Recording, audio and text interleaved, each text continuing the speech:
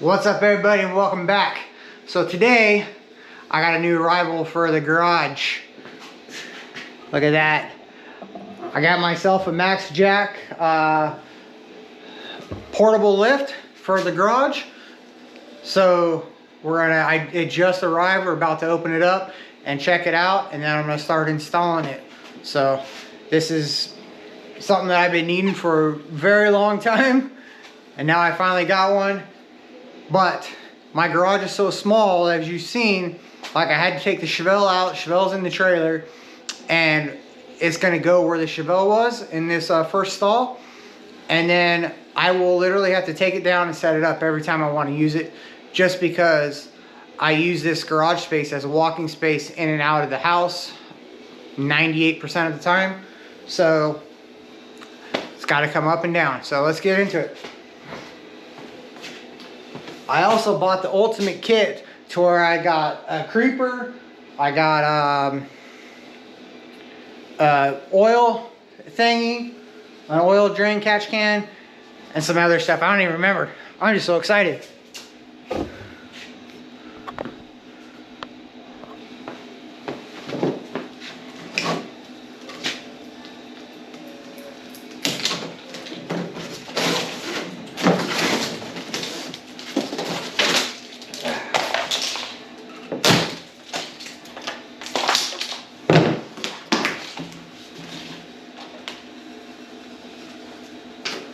Adapter plates.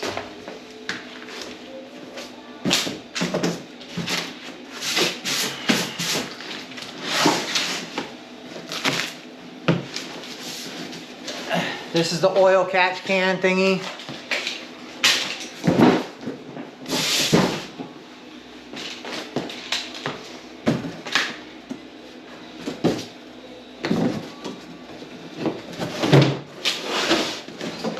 This is the reclining creeper that goes up into a chair. We're just gonna set this stuff aside. So before I open this, I guess I should probably explain what it is. A MaxJax, this is a 7,000 pound 2-post car lift made by Bendpak. So I just flipped up all the tabs, about to open the box up.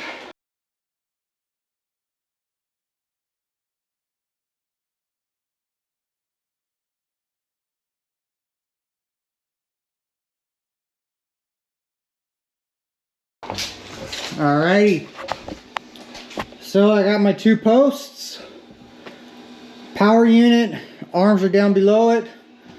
So yeah, I'm gonna start clearing, moving space, because I got to move the rotisserie. I got to move my rotisserie out of the way, get this cardboard out of the way, and then I'll start pulling that stuff out, figuring out where we're gonna put it, and we'll get it set up.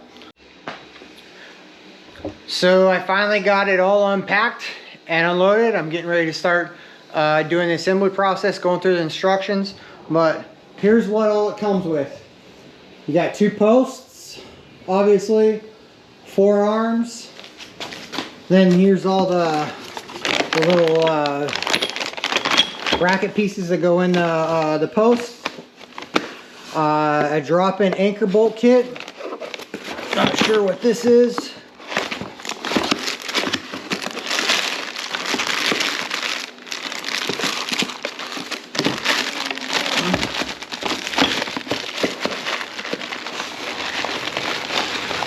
Come on, grab it.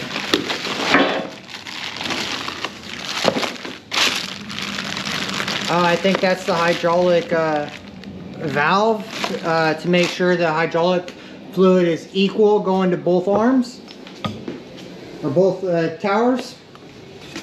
Here's all the hydraulic components, the wheels, the pads. Yeah, everything to put this thing together. So now I'm going to start going through the directions and start assembling this thing. All right, so the first step is you have the towers laid down. They say to remove this cylinder. I really don't think I need to, because the only reason I say to remove it is to rotate it to access the hydraulic port. You might have to remove it to get the plastic off of it because this thing is wrapped in plastic all the way through. Kind of a pain in the ass to get it out unless you pull it all the way out. So you slide this part forward, pull the actuator back to access the hydraulic port. Remove the shipping plug, and then you're going to start installing your first hydraulic fittings in this order. You got this piece, then you got your straight fitting with the male, female, and then you got your union, and then you got your 45. Now you have to put thread lock on these, or pipe thread sealant, and they send you this stuff to do it with. You're going to need a 19 millimeter, a 20, and a 21 millimeter wrench to do this. So I'm gonna open this up.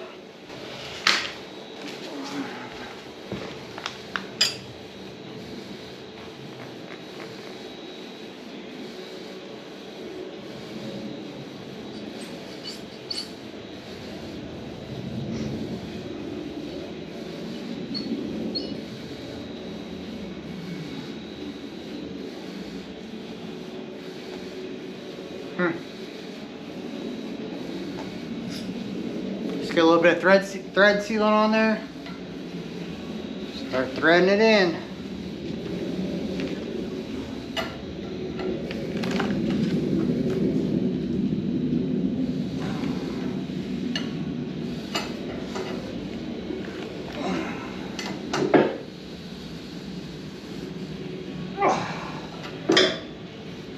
You want it tight, but you got to make sure you don't break it. That would suck to break that thing off from a brand new piece of equipment.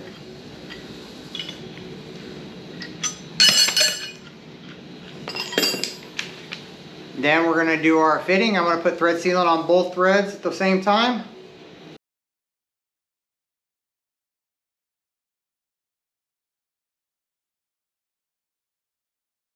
Now, you have to orientate this fitting to where it's going to be facing upwards.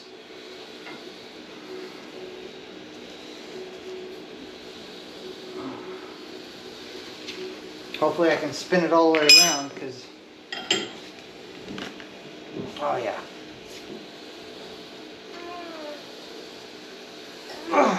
There you go. After you put the thread sealant on, it says to wait 24 hours before you pressurize the system. So I'm going to get this built as far as I can today, hopefully get it all put together, and then I won't be able to mess with it till tomorrow afternoon, which really sucks. Next part I need is my quick disconnect fitting. I think it's this one. It's gotta be. Yeah, it's this one, because this is the male. Now, more thread sealant.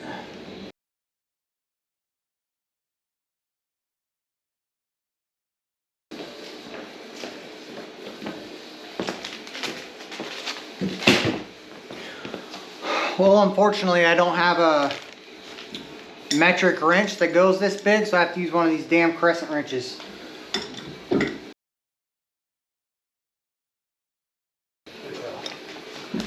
Alright, that thing's orientated.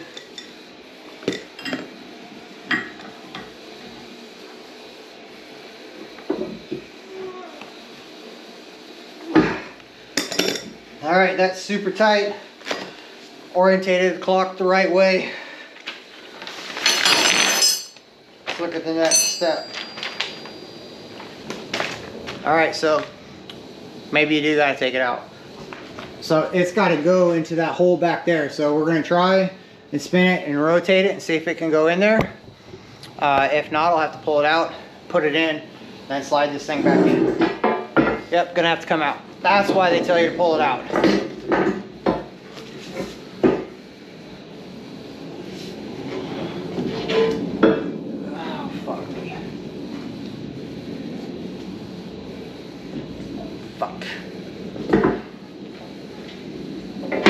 And you're supposed to wait to put the male fitting on first. Till afterwards, I mean.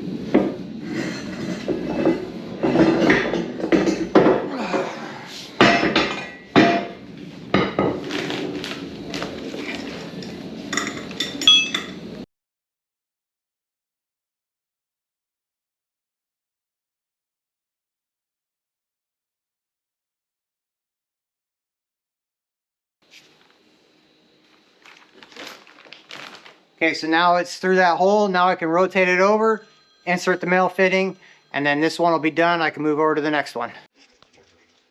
Okay, so you can see I have them standing up. They're standing up vertical. Now I'm 5'10", so there's your reference of how tall these are. The stands are not that tall at all. But the cylinders come up quite a ways. So the next step for me is to install these cylinder clamps and then start preparing everything else for getting it set into the ground. So these, bring you over here. These slide over and go down right here. So I got to go get a wrench to tighten these up. They're supposed to be sitting down on top of this lift arm, and they clamp to the cylinder. So I'm gonna go get a wrench so I can tighten these bad boys down. The directions don't say how to orientate this, so I'm putting it in here just like this. I don't really think it matters, and it's a trusty old 10mm. So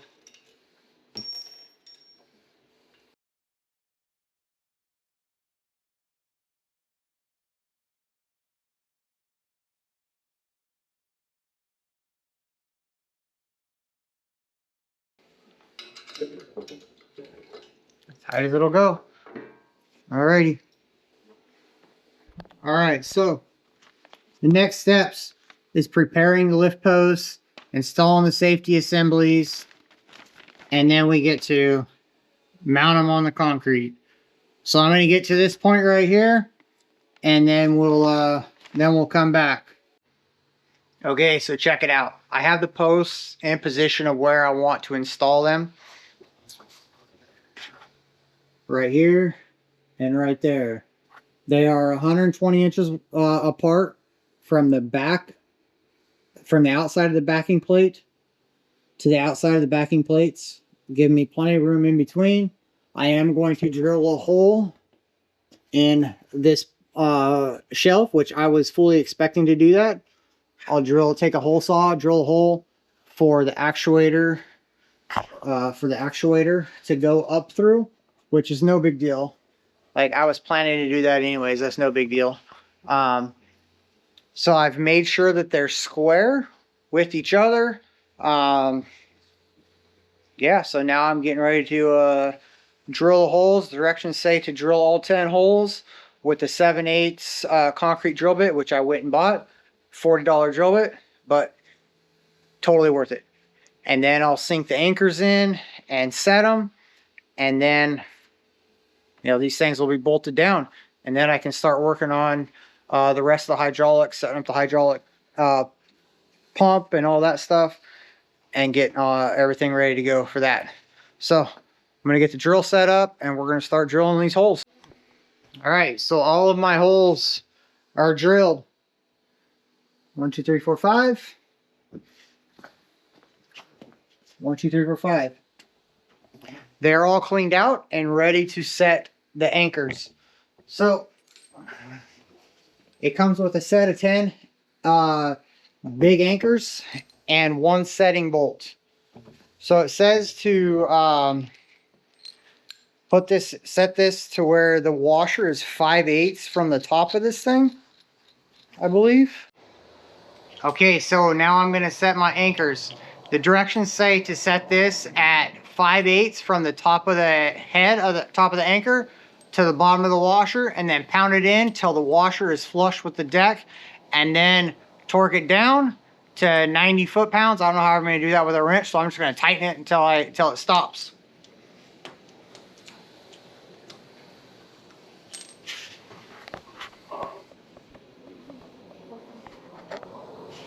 See, I've already done 2.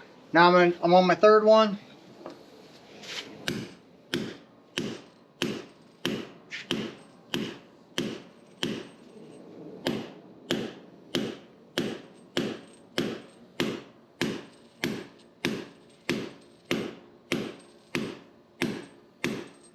Now the nut is moving, so I'm going to check it again before I get down there.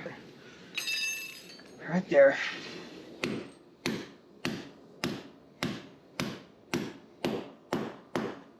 Now it's flush. Now I hold it. Hold the bolt, the draw bolt, and tighten the nut. And it'll set that anchor.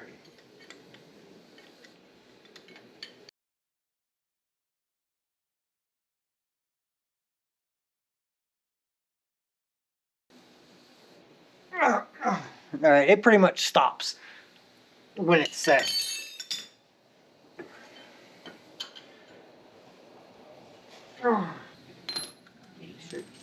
Alright, so it's set below the concrete about a little bit. Now I'm going to do that to the rest of them, and then clean up the holes, and then we'll bolt these things down. Alright, I got all the anchors set, I got the holes cleaned up, and I got the stands in place. All the bolts are in. Now it's time to level each stand and tighten it down. Now the kit also comes with these shims. So if the thing's not level, if it's not either which way, you know, that way or that way, then I put these shims in, level it up, and then tighten it down.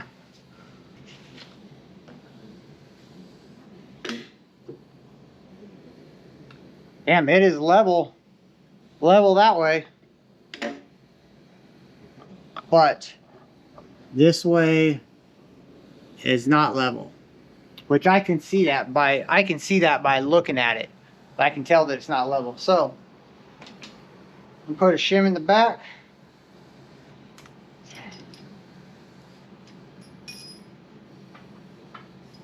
Ow. Damn, got my finger.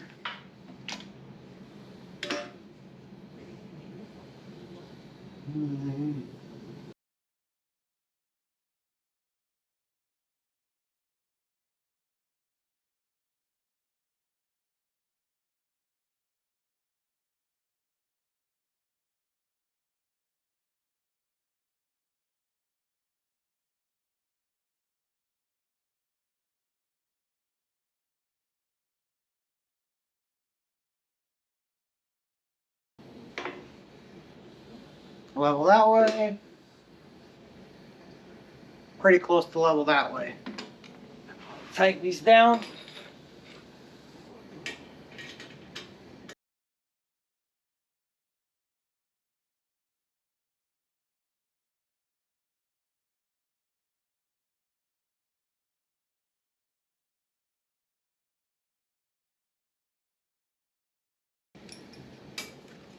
There's one of them in place. Ouch. All right, now I'll level out the other one, shim it as required, tighten it down, and then I will go on to the next step, which I think should be putting the arms on or building the hydraulic power assembly. Okay, I have the hydraulic power unit assembled.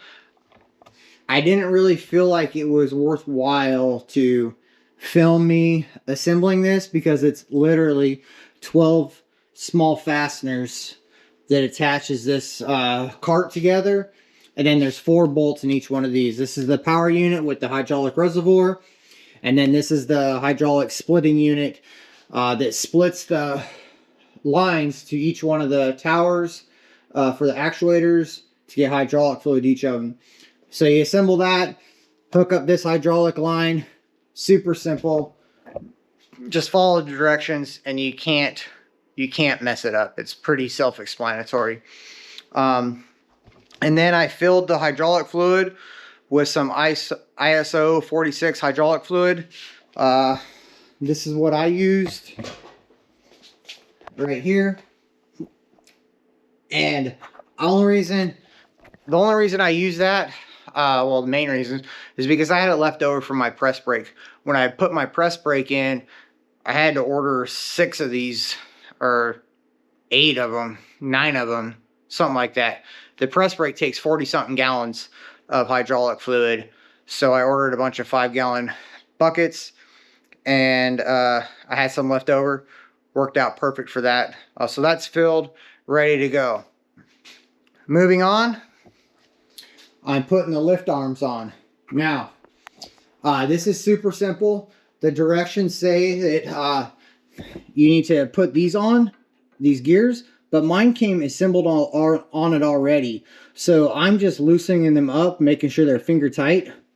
So when I set this, I can tighten them up when they mesh with this. Now, when I first put this on here, I thought there was something wrong, but I thought there was something wrong because they're not engaging, but they're not going to engage when it's at its lowest setting.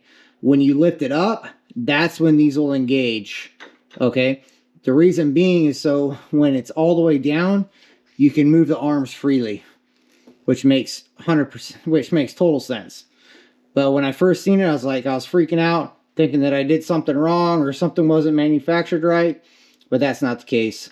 So when I lift this up, it up, these will engage. Once these are engaged, then I will tighten up all these fasteners and all the gears. So right now we're gonna install the other 2 lift arms, and then we're gonna start lifting this thing up and bleeding it.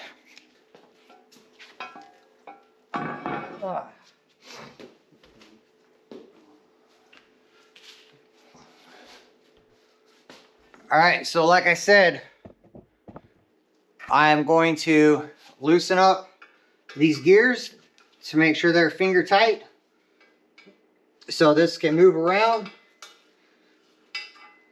And then once that's the case, then we can grease it and put it in.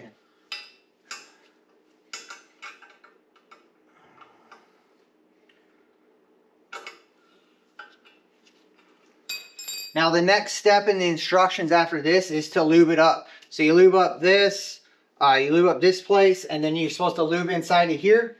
So I'm just gonna lube these right now.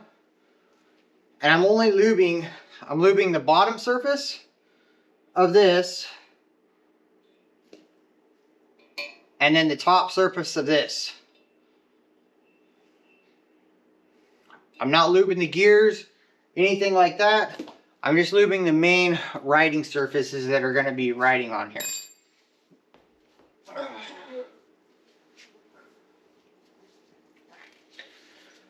Now your pins, they got holes that these little safety pins are going to go in.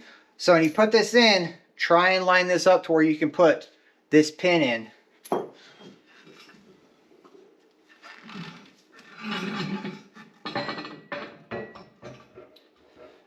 So you just slide it in, get it close. Now I'm going to drop my pin with this hole lined this way so I can put my safety pin in. And then you just lift up and wiggle the arm around until it goes through all 4 holes. That easy. Put the safety pin in and you're done. Ready for the next one. Holy fuck, man.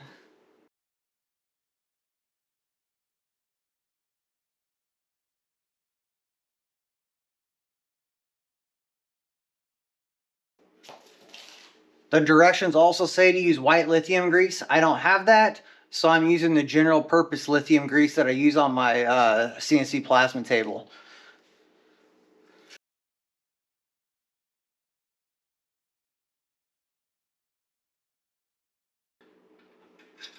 Boom, safety pin's in. That's good. Drop the pads in for right now. Just get it out of the way. Now I'm going to hook up the hydraulic lines to both of the QDs in the back, plug it in, start lifting it up and bleeding. So the bleeding process, we have to loosen these screws up here to let the air come out of it. Hydraulic systems and air do not mix. it makes it spongy, just doesn't work right. So we need to bleed off all that air, fill those actuators with hydraulic fluid, and then make sure, and we'll have to repeat that process until the actuators and the arms are lifting evenly.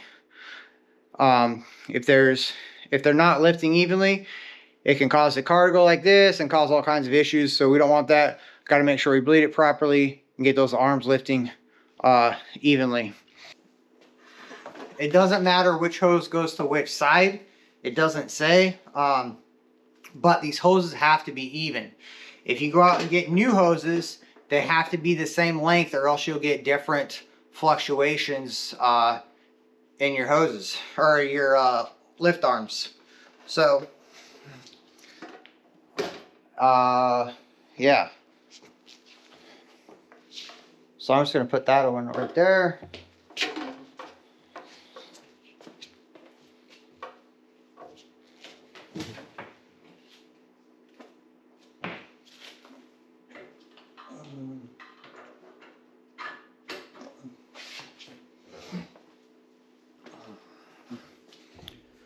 Now these are quick disconnect fittings, so they're really easy to put on. I'll show you here on this one if I can get this fucker down. Pull the caps, and then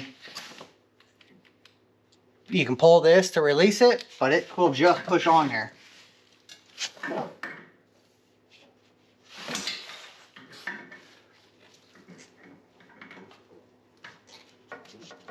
Shit, this wasn't going this fucking. There you go. That's it. Super easy. Now when I go to take it down, I just pull that collar, lift that arm off, and no hydraulic fluid will leak out. It'll stay right there in the fully assembled line.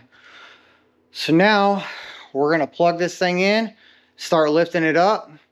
I'll tighten up all the fasteners on the anti-twist gears on the arms, and then we'll lift it up all the way, and then we'll bleed it. Okay.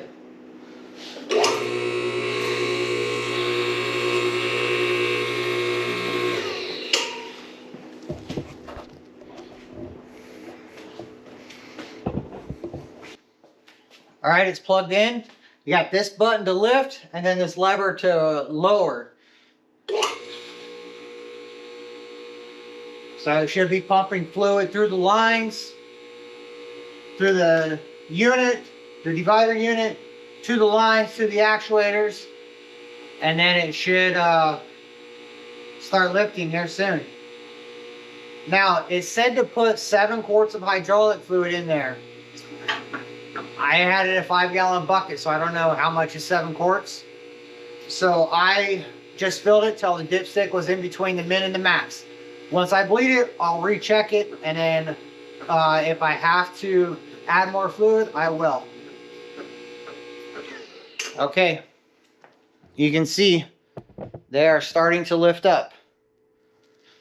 I'm gonna keep going until I can get, so I don't have to bend over, and I'll tighten up all those fasteners.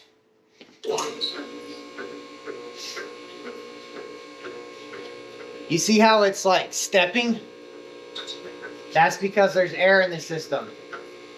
We get the air out of the system, it should flow nice and steady.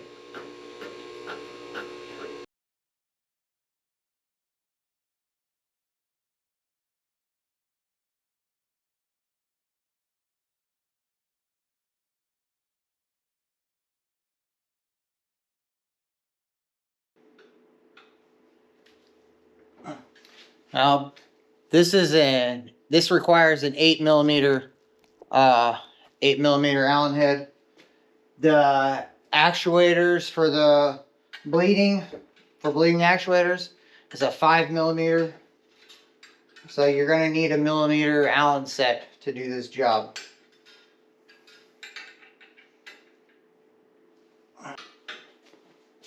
I'm gonna pause the video, get all these tightened up, and then we'll come back when I'm starting to bleed.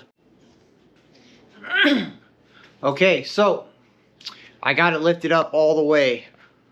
I ran out of hydraulic fluid as I was lifting it, so you can see here, I put a big funnel in there and wrapped it up with a bungee cord to hold it up, just so it's easier to pour the fluid in. But as I was lifting, I heard the pump start to cavitate like it had no fluid. So I added fluid and it continued lifting. This is as far as it would go. It wouldn't go all the way up. But it says like the max lift is 47.25 to the ground. And that's what I'm at from this pad to the ground. So I'm going to say that's what it's supposed to be. And I'm going to go up to the top now. Now that I got it fully lifted, I got a rag. You see I put the hole in here. Oh man, I was pretty close. Could have been over that way. But now I'm going to loosen this until air comes out. Man, that's the wrong Allen wrench. Grab a different Allen wrench. The 4 is too small, the 5 is too big, so I grabbed my standard, and it is a 3/16. So now you loosen this up. Ooh, you see all that air come out? That's all air. Okay, now it's stopped. Close that off. Clean up all that mess. And now go to the other side and do the same thing. And then lower it all the way back down. And repeat the process. Raise it back up, bleed more air, and do that until all the air is gone and only hydraulic fluid comes out. And then the arms will lift evenly and it should be bled.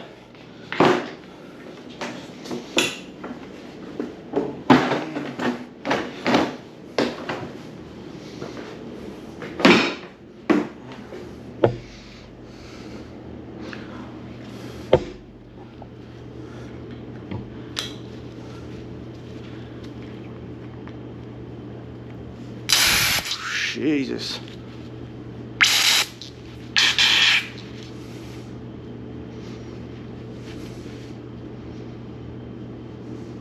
Okay.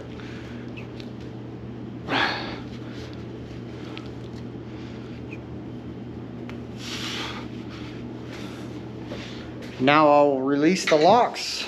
Man, it sprayed hydraulic fluid all over the place.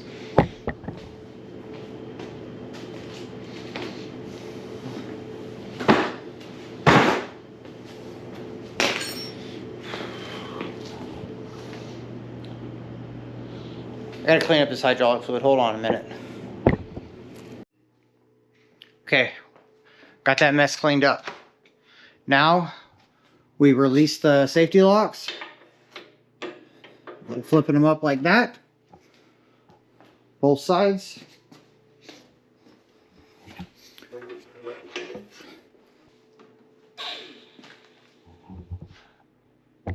Now to release, like I said, just push this lever down and it should start going down. Now when there's weight on there, it'll go a lot faster, but right now it's going very, very slow. Like you might not even be able to see it, it's going so slow.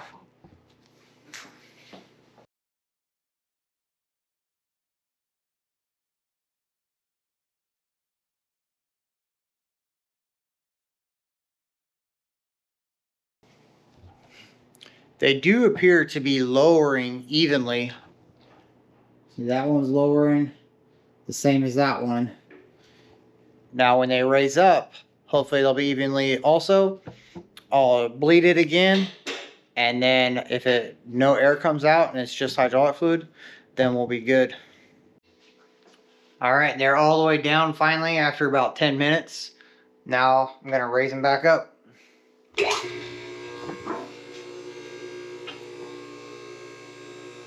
and they're raising, well, it looks like this one over here is a little bit higher than this one at the moment.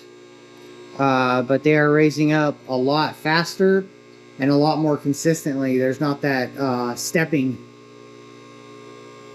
happening. They're not stopping and lifting, stopping and lifting. So that's pretty good. So I'm going to get this lifted all the way back up, bleed it again, and then repeat the process until these lift up evenly and I'm happy with it and there's no air in the system. Well, my lift install is complete. I had to bleed it a total of 2 times. Raised it all the way up, bled it. You've seen that one. I lowered it back down, and then I raised it up one more time. Bled it, got air out of it, lowered it back down all the way, raised it up the 3rd time. No air, just straight hydraulic fluid. So that's what you want, no air. The next step is to test it with the vehicle. So here it is. See, I got a small garage, but this lift will be able to allow me to do a lot more stuff. So I'm gonna get all this stuff cleaned up, get a car in here. I'll be doing the 57 that I'm building. I'm gonna test it with that. And then, yeah, after that, this video will be done. All right, the time has come, the moment we've all been waiting for. It's time to do our first lift after the MaxJax lift install. As you can see, it is a very tight quarters in here. I probably should have put this on the other side, you know, back another foot or so. But my thought process behind this was, had this closer to the front where the motor's at. But I did not think about how far the arms came out. When I was sitting there thinking, that's why it took a long time trying to figure out where to put those things, those stanchions. I didn't even think about the arms. So that's my fault. So it's going to be really tight in here. For this car, but we'll see with my Chevelle. Maybe I'll be able to, maybe it'll be fine with the Chevelle. I don't know, we're gonna see. Worst case scenario is I have to move my Rockstar fridge, but let's go around to the back and I'll show you how, because I got plenty of room in the back. Well, with this car I got about a foot in the back with the door open.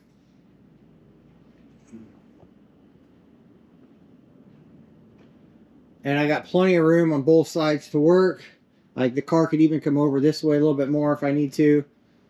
So yeah, I got the arms set. Get this out of here. And we are going to start lifting this thing. All right, wish me luck.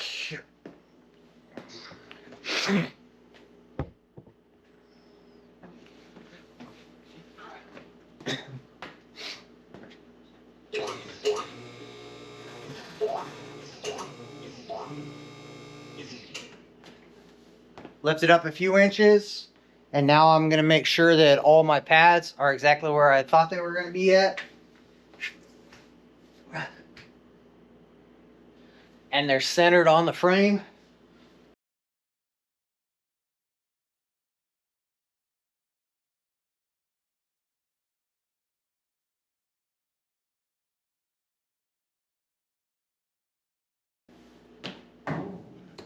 I need to get it centered up a little bit more this way.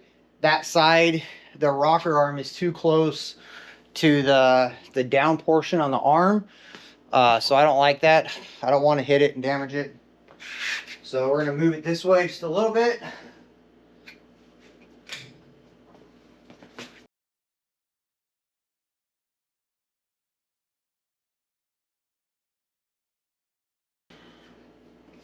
That should be better. Now this car sits so low, so I can't put any of the extensions in there because right now they're barely going under the frame rail. So when it's not on these casters, like, I might have to lift it up to get it on there. Anyways.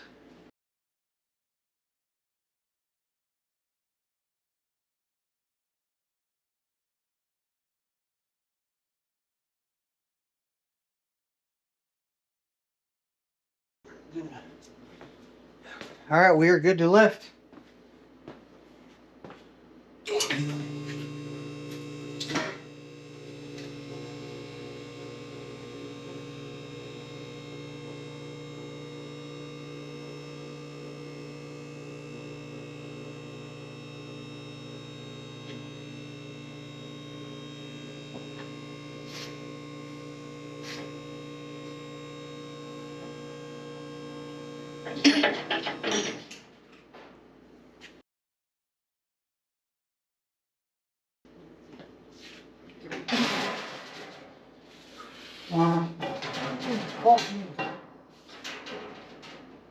Oh, fucker.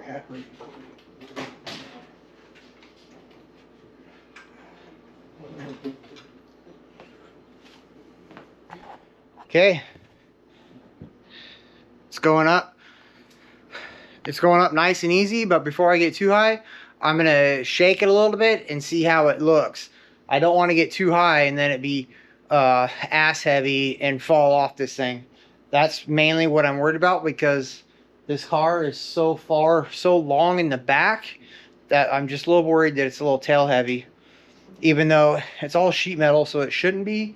And this is an Art Morrison chassis, so it's fairly it's definitely rigid, so it should be good to go. But let's check it.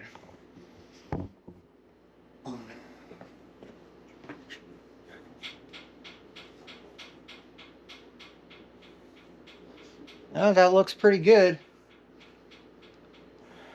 So we're gonna go up a little bit more and keep going. Now I was reading the directions. It said this lift is not for continuous use. So lift it a few feet and then stop. So I'm gonna go up a couple more stops and then stop again.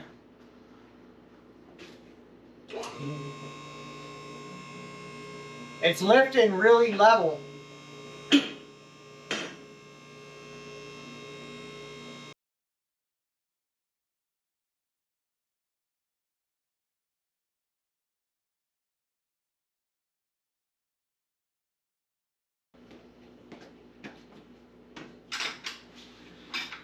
The car is sitting really level.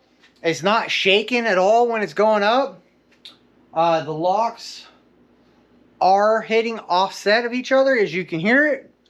But looking at it, like, it looks level horizontally and longitudinally. So let's keep going.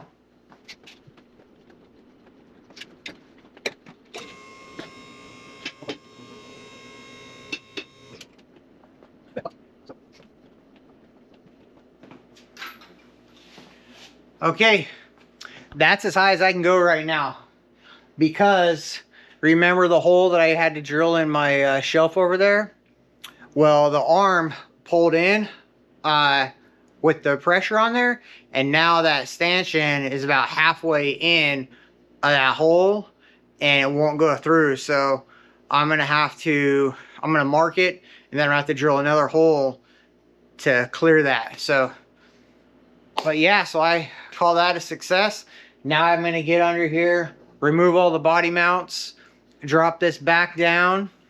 I'll release it and put it onto the locks. I'll release it to the locks right now, so it's sitting on the locks, and then I will get underneath of it and remove all the body mounts, and then I'll drop the whole thing down, and then I'm going to lift the body up and put it back on the rotisserie and get back to work on the floor. All right, that's a good one. All right, thanks for watching. Don't forget to hit the like, subscribe, notifications button. Catch you on the next one.